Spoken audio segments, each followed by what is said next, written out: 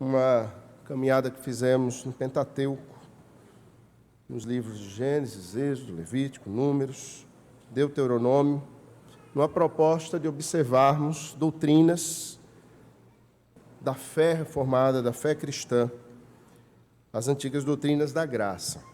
E havia dito no meio dessa série, durante esse 1 ano e meio que temos enfrentado uma pandemia, que lançaria algumas pregações, alguns sermões, apresentando uma teologia da morte.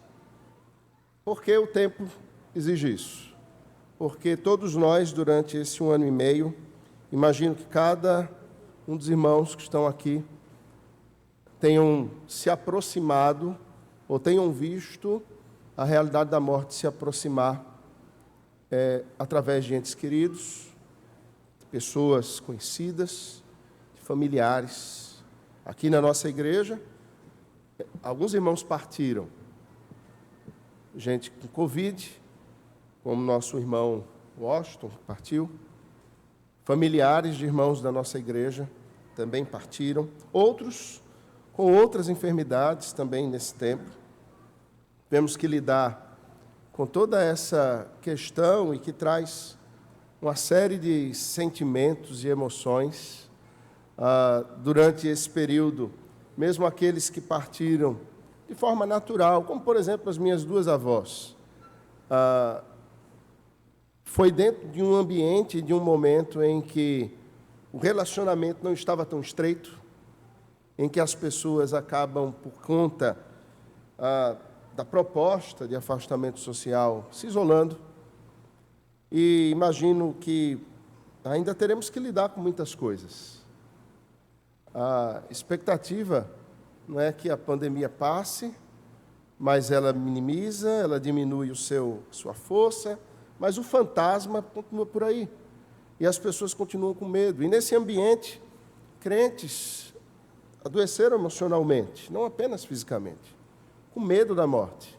Eu conheço pastores que fecharam as suas igrejas com medo da morte, que ficaram ansiosos por conta disso.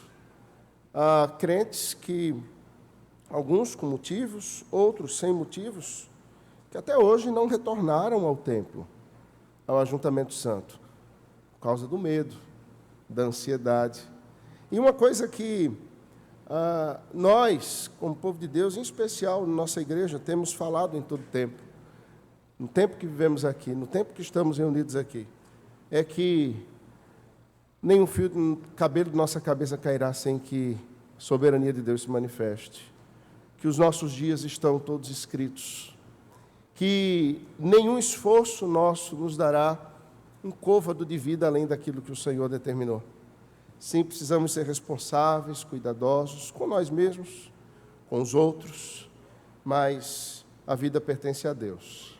E nós não temos domínio e controle sobre os nossos batimentos cardíacos, sobre o nosso respirar, sobre as nossas sinapses, sobre o funcionamento dos nossos músculos, dos tendões que nos ligam.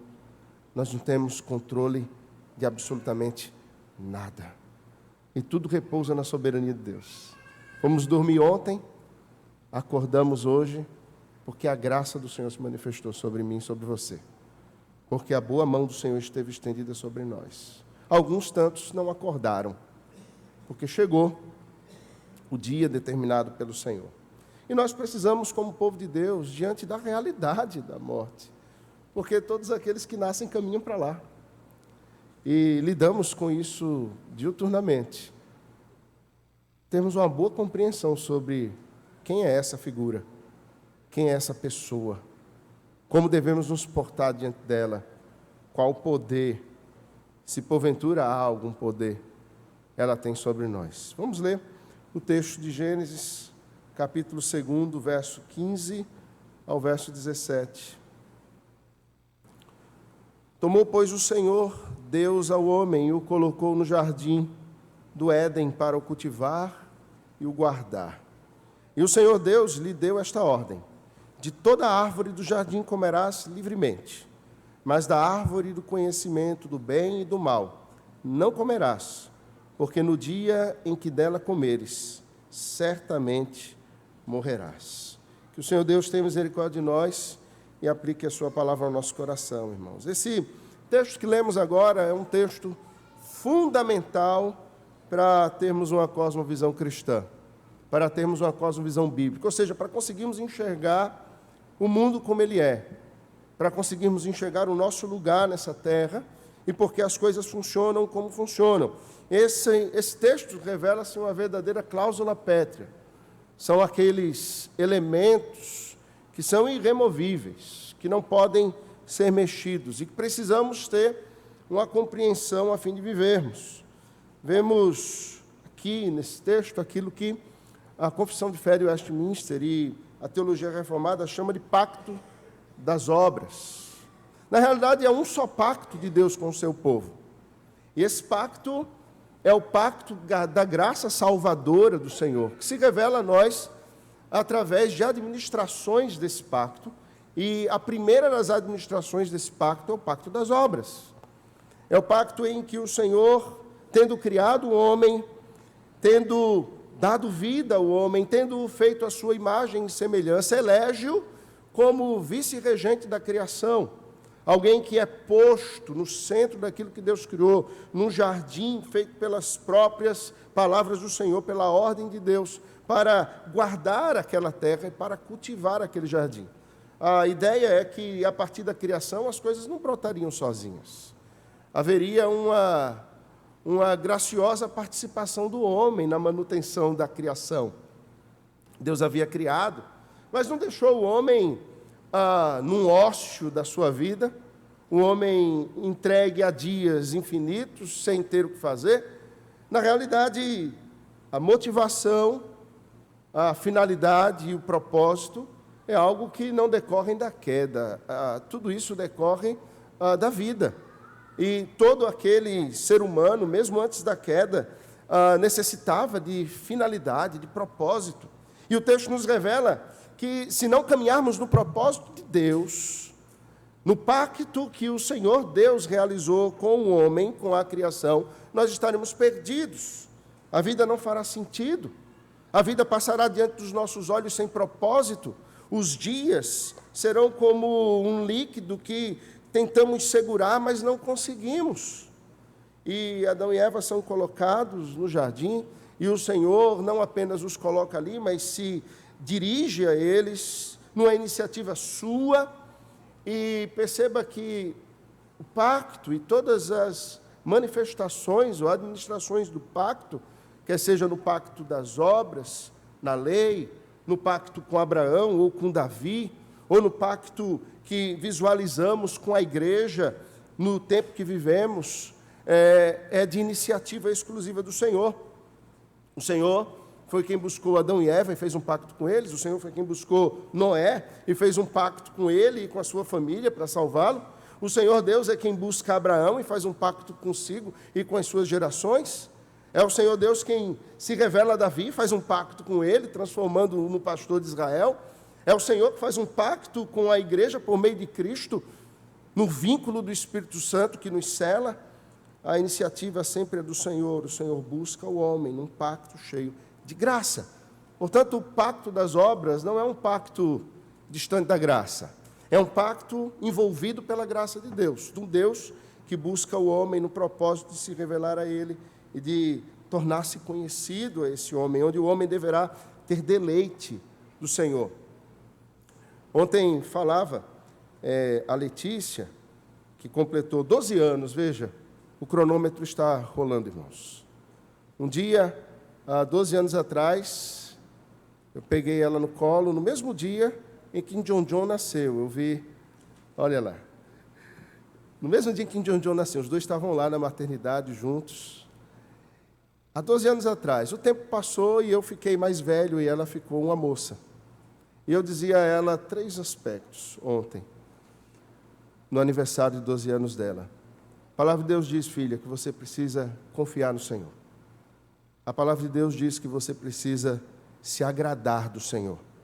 E a palavra de Deus diz que você precisa entregar os seus caminhos ao Senhor. Se você fizer essas 3 coisas, a sua vida será uma vida abundante e feliz na presença do Senhor.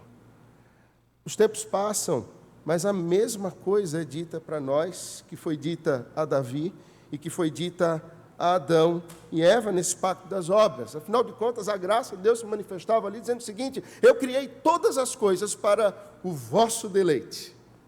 Eu criei todas as coisas para que vocês tivessem prazer, para que vocês vivessem a realidade da minha criação e vocês tivessem alegria. Nos versos anteriores ao verso que lemos, o Senhor, Deus, revela que havia plantado uma outra árvore ali também, no verso 9. Se você volta os olhos a ela, você observa. O texto diz que, além de todas as árvores plantadas com frutos que eram agradáveis aos olhos, bons para o consumo, que deveriam ter sabores extraordinários, o Senhor havia plantado a árvore da vida. A árvore da vida, ela é referenciada nas Escrituras, até Apocalipse, e o texto bíblico conclui com a árvore da vida plantada numa grande praça, numa grande cidade chamada Nova Jerusalém, e essa árvore da vida tem as suas folhas que são cura para as nações. O texto fala de um Deus que planta a árvore da vida no início de tudo e coloca à disposição de Adão e Eva, e quando o Senhor diz comam de tudo, ele inclui ali a árvore da vida. Mas o texto não nos revela Adão e Eva procurando a árvore da vida para comê-la. É interessante, Calvino, falando sobre esse texto, se referencia também a Agostinho, concordando com ele, dizendo que a árvore da vida, ela é o próprio tipo da vida. E a vida é uma pessoa. Quando o próprio Senhor Jesus se revela como a vida, dizendo: eu sou o caminho, a verdade e a vida. A árvore da vida, o comer dela, o se alimentar dela, o ter prazer no seu fruto, simboliza o ter prazer nas coisas de Deus colocadas graciosamente diante dos homens para o seu deleite, para o seu prazer, para a sua vida, para o seu fortalecimento, para o seu conhecimento mais profundo de Deus. E a árvore da vida foi colocada diante deles e eles não quiseram. Eles não buscaram com avidez. Provérbios fala da árvore da vida, mostrando o quão necessária ela é para nós. E Apocalipse conclui dizendo que finalmente ela estará à nossa disposição de novo, quando estivermos no reino de Cristo. Mas Adão e Eva têm também diante de si uma outra árvore, colocados com propósito, com finalidade, com razão de existir, no centro da criação de Deus, num jardim belíssimo, feito pela própria vontade, palavra de Deus, no jardim do Éden. O Senhor dá ordem de que eles se deleitem na sua criação, de que eles se deleitem nas obras das suas mãos, de que eles se deleitem naquilo que Deus fez, mas que eles não comam de uma árvore que está nesse jardim, que é a árvore do conhecimento do bem e do mal. O pacto das obras revelava ali um Deus que não queria pessoas robotizadas, mas queriam pessoas livres para amar. No entanto, o amor ele só podia ser dirigido corretamente se, em primeiro lugar, ele fosse fruto de uma obediência. Eles precisavam obedecer à palavra de Deus, eles poderiam se deleitar na palavra de Deus. E se comessem da árvore da vida e tivessem se afastado da árvore do conhecimento do bem e do mal, a vida seria outra. A verdade, irmãos, é que esse pacto, ele está dentro do contexto da história providencial de Deus, que é o desenrolar da história da redenção. E hoje, passados milênios desse acontecimento, nós que fomos livres do pecado, libertos da sua escravidão e do seu senhorio, somos colocados diante do mesmo pacto gracioso. Nos alimentarmos de Cristo, ou nos alimentarmos daquilo que não devemos. Ouvirmos a voz da serpente, que conquanto tem a sua cabeça esmagada assim, tem uma voz que ecoa e que procura nos atrair para a rebelião, para a desobediência, para longe dos caminhos do Senhor. Quero que você, tendo observado essas coisas, pense algumas coisas comigo. Como nós sabemos, no capítulo seguinte a esse, o capítulo 3, uma outra cláusula que nos faz compreender todas as coisas que vivemos é apresentada. O texto, no verso 17, diz que no capítulo 2, que se eles não obedecessem, eles certamente morreriam. No capítulo 3, eles desobedecem, eles descumprem o pacto. Deus e as suas graciosas bênçãos não eram suficientes, e eles são tomados por cobiça, eles são tomados por rebelião, por desobediência, por rebeldia, e o seu coração é cheio contra Deus, e eles procuram destronar Deus, ouvindo o que a serpente tem a dizer: se tu comeres, tu não morrerás. Deus é mentiroso. Vocês não vão morrer, vocês vão se tornar vocês mesmos deuses, e vocês vão ter o controle da vida de vocês para se destinar como vocês quiserem. O resultado nós sabemos, nós estamos aqui. No capítulo 3, vem a morte entrar na criação. Eles não morrem imediatamente. Eles não expiram quando comem daquele fruto, mas algo acontece. Eles sentem medo. Eles se sentem desprotegidos. Eles se sentem sozinhos. Eles se escondem. Eles não têm mais prazer na vida. A vida se torna um tormento. As cores do jardim desaparecem e tudo fica preto e branco. E Deus os busca assim mesmo. A morte entra na criação, irmãos. Nesse contexto de desobediência, nesse contexto do pacto das obras, o pecado adentra no mundo, a rebelião e a cobiça, o medo, a vergonha e a solidão. Você já experimentou alguma dessas coisas? Acredito que sim. Todos nós. E isso é uma lembrança de onde nós estamos. Nós não estamos mais no jardim. A árvore da vida foi recolhida. Nós fomos colocados para fora. E o que conhecemos é uma terra seca, como o presbítero Davi falou na sua oração. Nós estamos peregrinando por um deserto de serpentes abrasadoras e escorpiões. Mas às vezes nos esquecemos disso e achamos que a vida eterna é aqui. Você já ouviu falar no mito do tesouro do dragão? Já ouviu falar nesse mito? Sim? Alguém já? Se você leu O Hobbit, você se deparou com esse mito lá. Se você leu um dos livros de C.S. Lewis, das Crônicas de Nárnia, em especial O Peregrino da Alvorada, você também se deparou com esse mito apresentado ali. O mito do dragão nos diz que o dragão é uma besta gananciosa. Ele destrói vilas, cidades, ele destrói reinos, ele devora pessoas, em busca de amealhar os tesouros e as riquezas de todos esses lugares. Depois de carregar os tesouros das cidades e reinos e pessoas destruídas por ele e levar para a sua caverna ou para o seu lugar de descanso, ele se deita sobre os tesouros conquistados. E ele procura ver sentido para a sua vida bestial naqueles tesouros que ele conquistou. A questão é que o dragão, ele nem sempre foi dragão. O dragão, em algum momento, foi uma pessoa. Esse é o mito do dragão. C.S. Lewis mostra Eustáquio, um menino horroroso, ganancioso, perturbador, mau. Ele encontra um tesouro e ele veste aquele tesouro. E quando ele veste aquele tesouro, ele se torna o dragão daquele tesouro.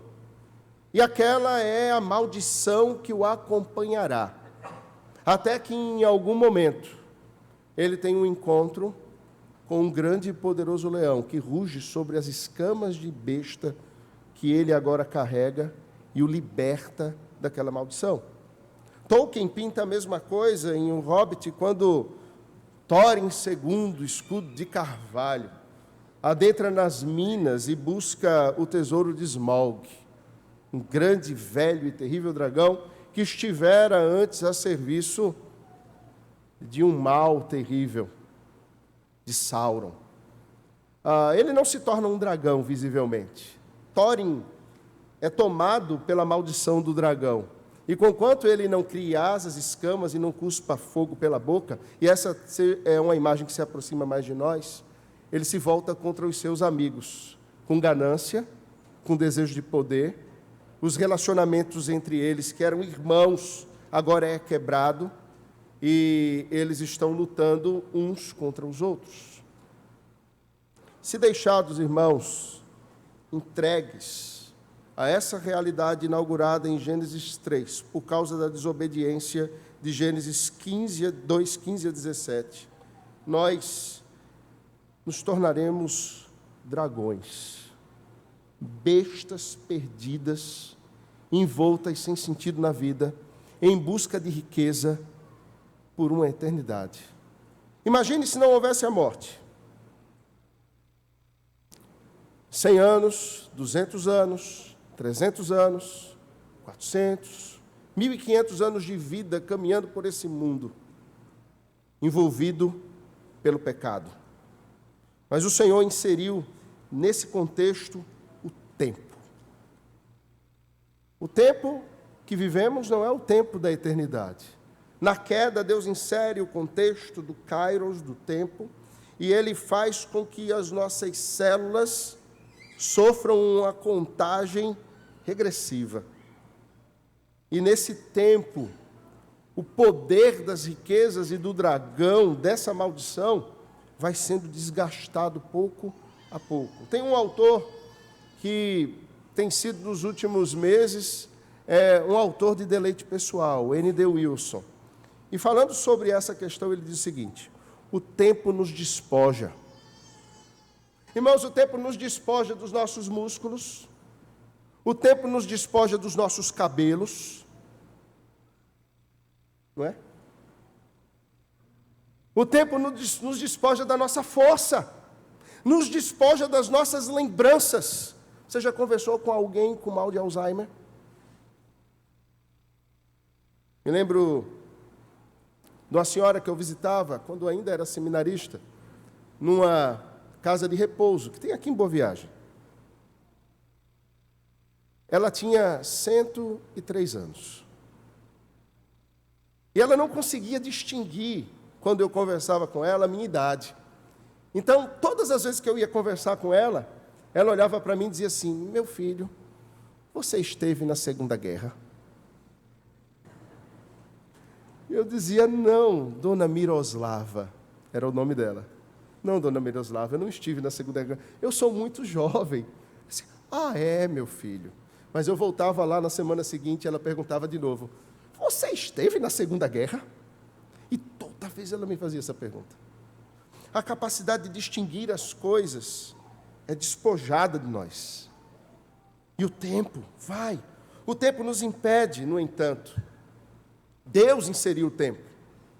E esse tempo desgastante inserido por Deus na nossa realidade nos impede, irmãos, de nos tornarmos mini-dragões, agachados sobre pilhas de despojos para nos dar algum sentido de valor nesse mundo.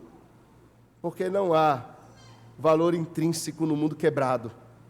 O valor está no mundo que Cristo está restaurando.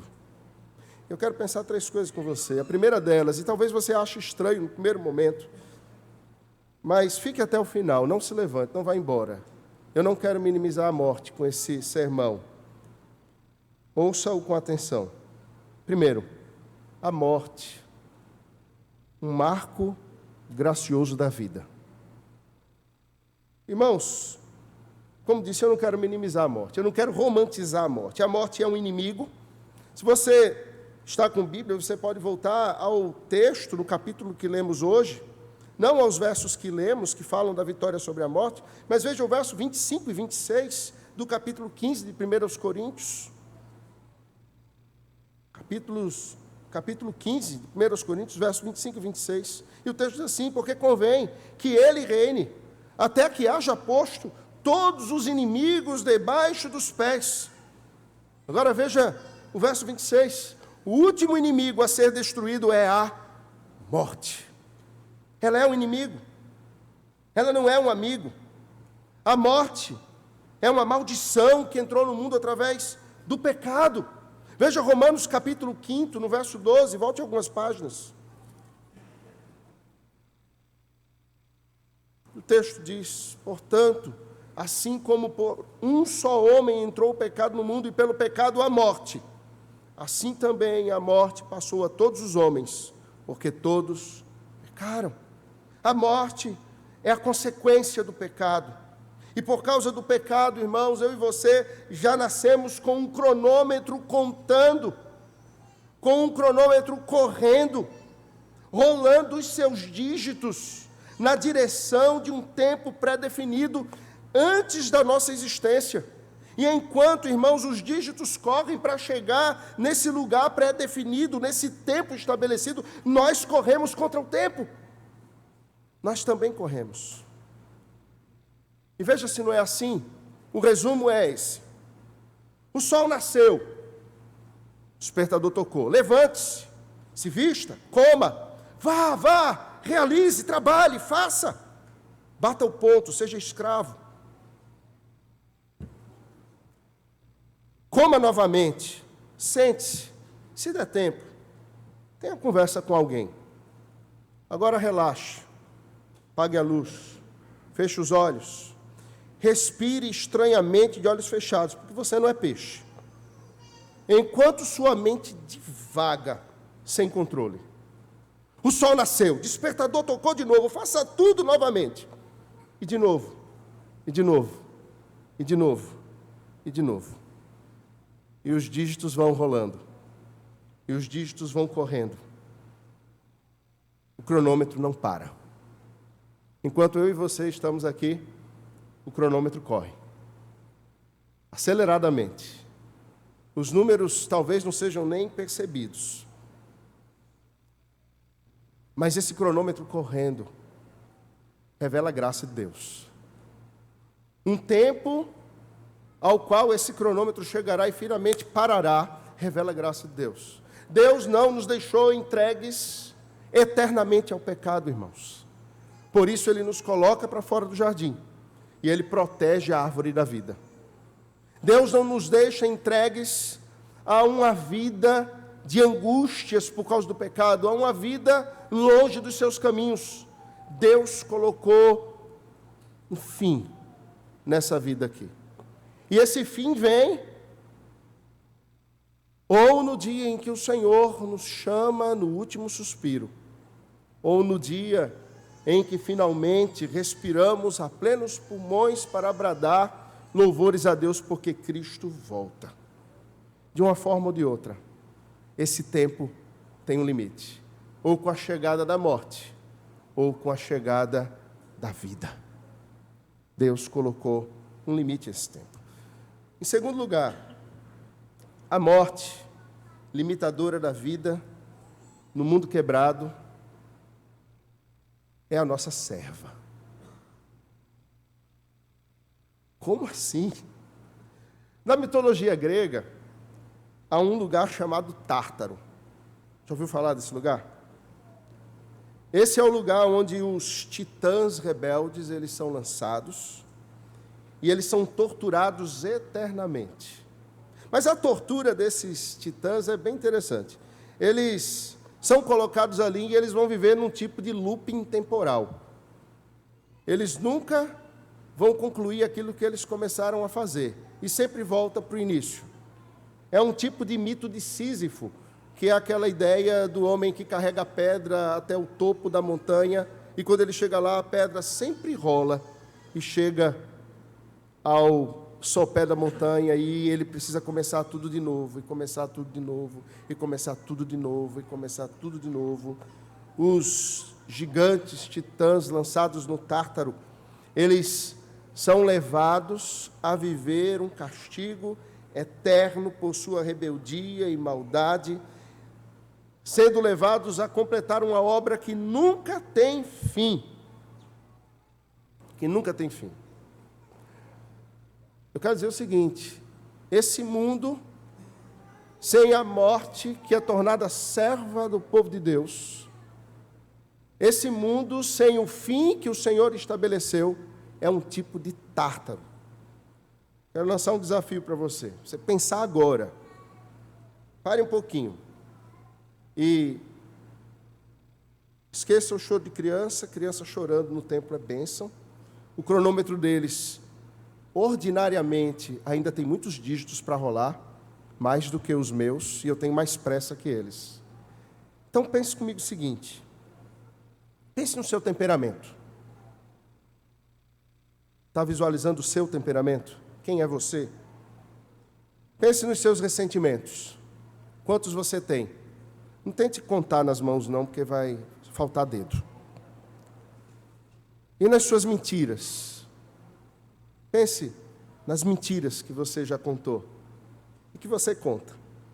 Pense no egoísmo. Pense no desespero. Considere todos os problemas que você tem por dentro. Tudo isso se transforma num grande fardo, não é verdade?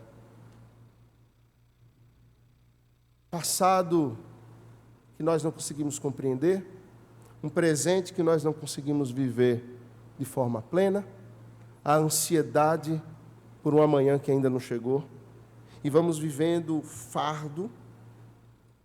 E eu espero que esse seja um fardo que você combata, um fardo no qual você progrida para deixar ao pé da cruz, e a cruz é o lugar da morte.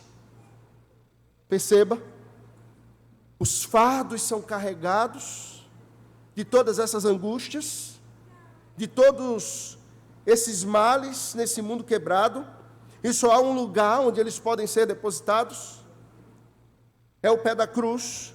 E se eles não forem depositados ao pé da cruz, a sua vida será uma vida miserável, como era a vida de cristão, até o dia em que ele ouve o chamado, e ele corre ao monte, e ele coloca o fardo que pesava nas suas costas ao pé da cruz, e ele é levado numa caminhada vitoriosa, sim, com guerras, com batalhas, com percalços, mas vitoriosa, a cidade celestial.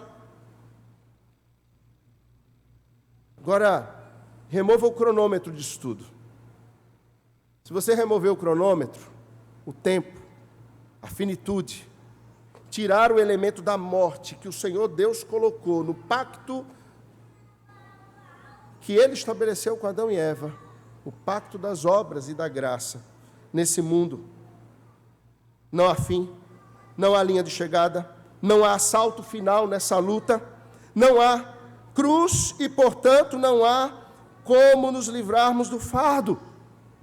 Não há como nos livrarmos do fardo. Então, remova a morte, e o que resta é, carregue o fardo para sempre.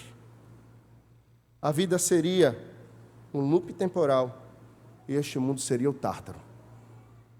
Nós viveríamos numa tristeza sem esperança. Irmãos, por causa do gracioso juízo de Deus sobre o nosso pecado, há esperança. O juízo de Deus não é um mero castigo, é manifestação da sua graça amorosa. E por causa dessa graça amorosa, nós podemos combater o bom combate. Nós podemos correr a carreira, completar a carreira, e podemos guardar a fé. Sem a ação graciosa de Deus, num cronômetro que gira limitando a nossa vida, não haveria nada disso. Em terceiro e último lugar, a morte, que é um gracioso juízo de Deus, que é uma serva do povo de Deus, conduzindo-os à esperança, diferente da morte, o que ela significa e o é para o mundo, ela é a preceptora do céu. É um outro aspecto. Eu quero caminhar nesse ponto para uma ideia mais aprofundada do que é essa servidão da morte também. A morte é indesejada, A morte é triste, a morte é fria, a morte é assustadora, ela é inimiga do povo de Deus, ela é inimiga da vida. No entanto, ela foi derrotada pela vida e tornou-se serva da vida. Lemos os versos 25 e 26 de 1 Coríntios 15. E vimos que por causa da vitória de Cristo, a morte, ela é vencida. Lemos o capítulo 15, 1 Coríntios, no início do culto, e vimos um brado: onde está a morte, a tua vitória? Onde está o teu aguilhão? A morte não tem poder. Por causa da vitória de Cristo, a morte está presa no poder da ressurreição. Mais que não poder nos vencer, a morte está acorrentada e entregue à igreja como sua serva. Olhe para um outro texto que vai nos mostrar isso. 1 Coríntios, no capítulo 3, nos versos 21 a 23.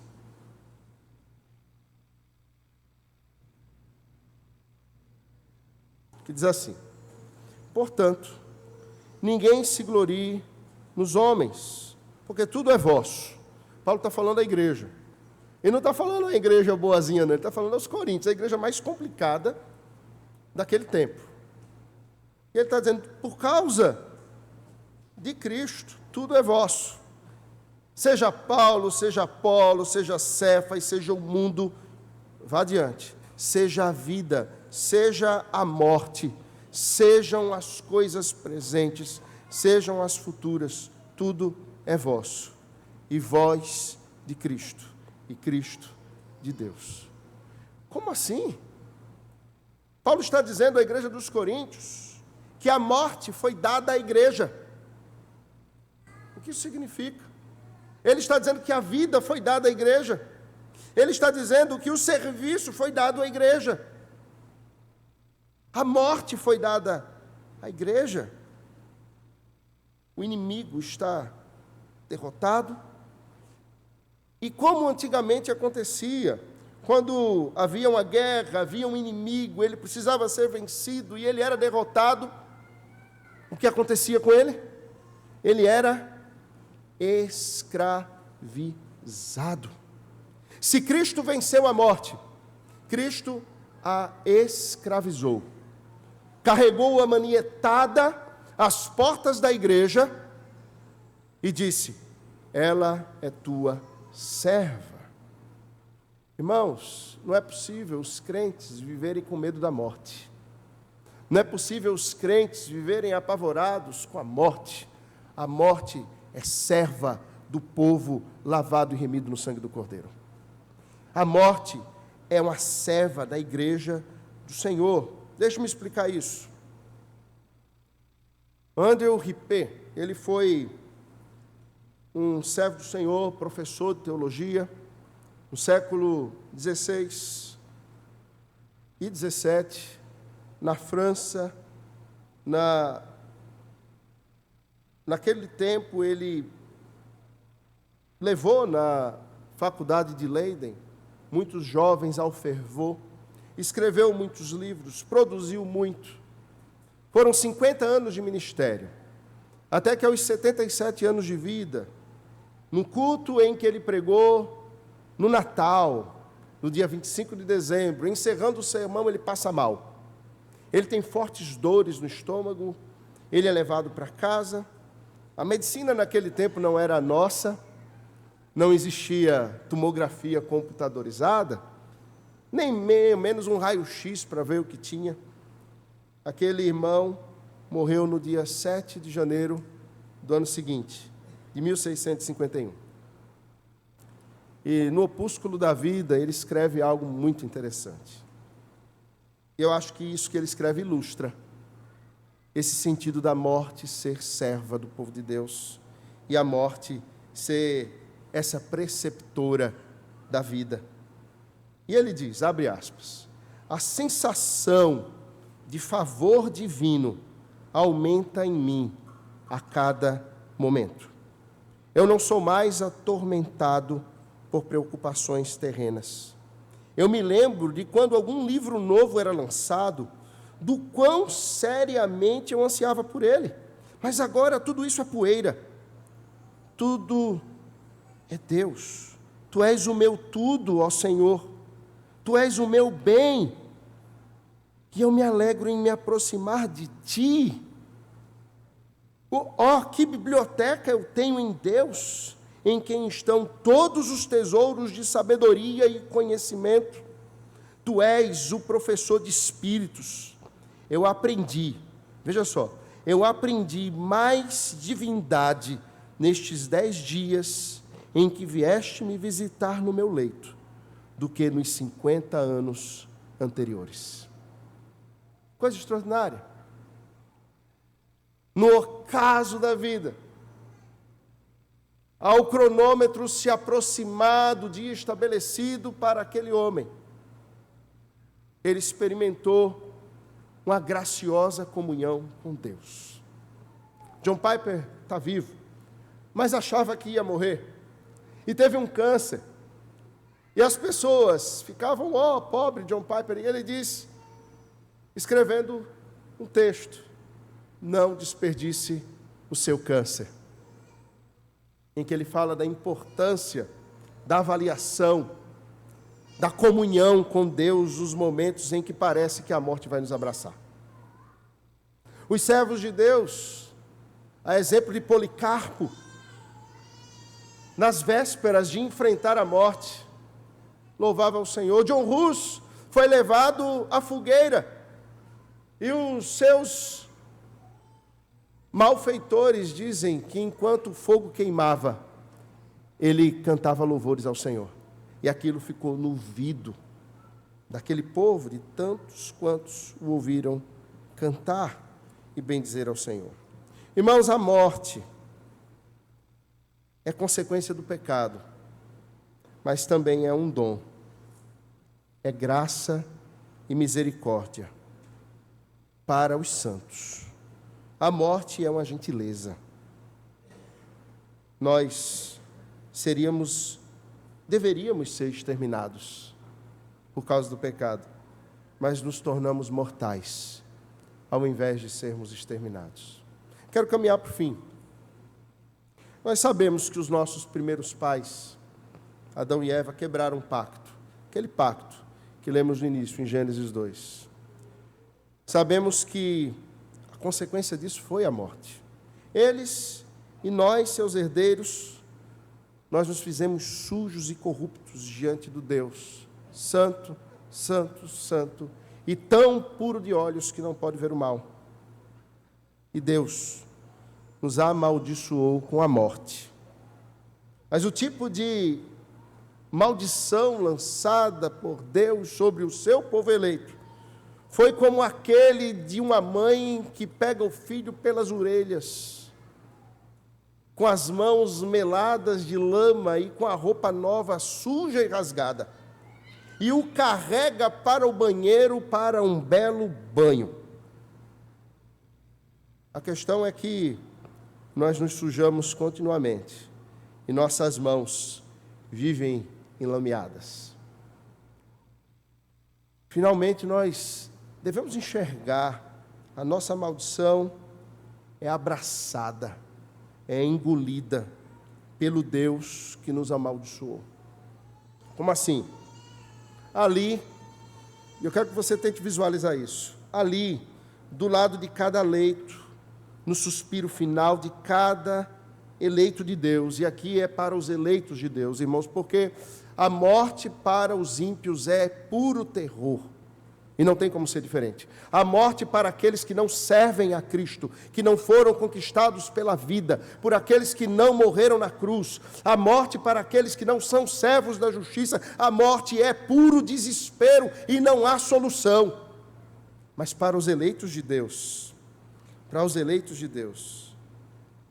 ali do lado de cada leito, no suspiro final, há um homem coletando toda a nossa imundícia, esvaziando as nossas mãos, mais que isso, esvaziando o fardo do nosso coração, da nossa alma, da nossa mente, e ele acumula os meus fardos, ele acumula os seus fardos, como ninguém.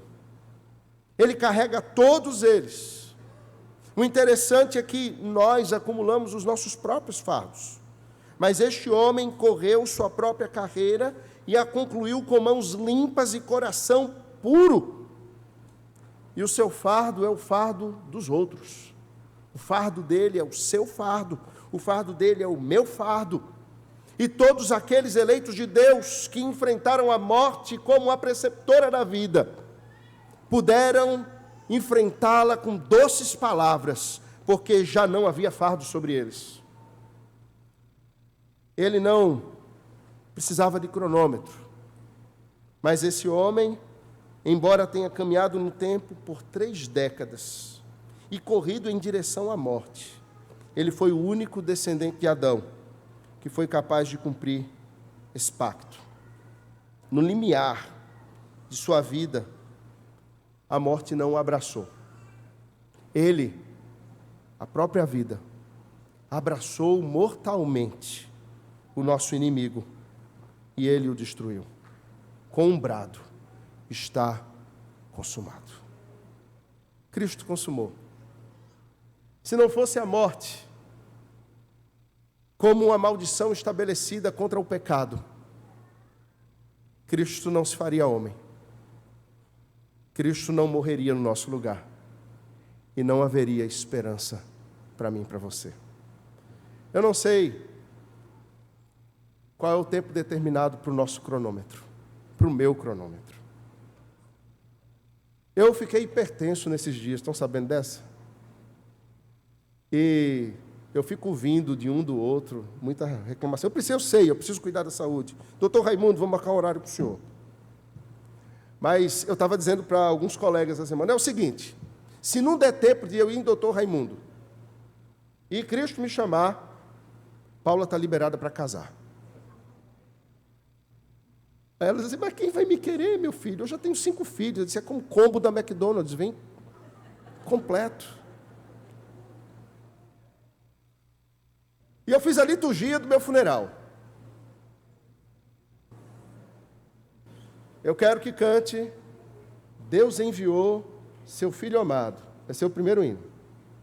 O segundo hino vai ser Há um país nas terras de além rio. Lembra desse? E quando o caixão estiver baixando, eu quero que vocês cantem, Davi, você vai estar no meu enterro. Eu quero que vocês cantem Autor da minha fé. Isso vai ser um enterro, irmãos, isso vai ser uma festa de louvor a Deus. Eu não vou estar mais ali. Vocês estarão. Eu estarei cantando com os anjos diante do Senhor. A morte é a graciosa maldição de Deus. Ela é fria. Ela é nossa inimiga, que foi tornada nossa serva. Se ela chegar hoje ou amanhã, até logo, irmãos, nos encontraremos juntos diante do Senhor. Amém. Vamos cantar um hino. A nossa segurança está em Jesus. Mais ninguém. E nós vamos cantar um hino que diz isso. Segurança e alegria.